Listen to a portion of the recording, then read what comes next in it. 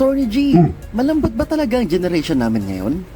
Oo naman, pero ang mas importanteng tanong, sino bang mga magulang ng henerasyon na yan ngayon? Sino ba ang nagpadali ng mundo nila? Eh di ba henerasyon namin yun? Henerasyon namin ang nagpadali ng mundo ninyo. Dahil karamihan kasi sa amin ay dumaan sa katakot-takot na hirap. Kaya karamihan sa amin ay nagkaroon ng mindset na kung kami naman ang magkaroon ng sariling pamilya at mga anak, hindi na namin pararanasin sa kanila kung ano man ang pinagdaanan namin sa buhay. Real talk lang tayo. Wala kaming karapatang magreklamo kung malambot man kayo dahil kami rin ang may kagagawa nito. Dahil sa sobrang pagmamahal namin sa mga anak namin, pinadali namin at pinalambot ang mundong ginagalawan ninyo. Unfortunately, if hard times create strong men, and strong men create good times will create weak men who will eventually bring us back to hard times. Ito ang nakalimutan ng henerasyon namin. Hindi masama ang ibigay natin lahat sa ating mga anak, pero hindi makakatulong sa kanila kung hindi natin sila tuturuang tumayo ng sariling paa. Matutong dumiskarte ng mabuti, matutong gawa ng solusyon ng kanilang problema, matutong kumita ng sariling pera, at matutong mamuhay ng mag-isa. Dahil darating ang panahon na magbubuo rin sila ng sarili nilang pamilya. Paano nila gagawin ito kung hindi sila handa? Kaya kung nasa atin ang problema, nasa atin din ang solusyon. At sana gawa natin ito ng paraan habang hindi pa huli ang lahat. Jeanette!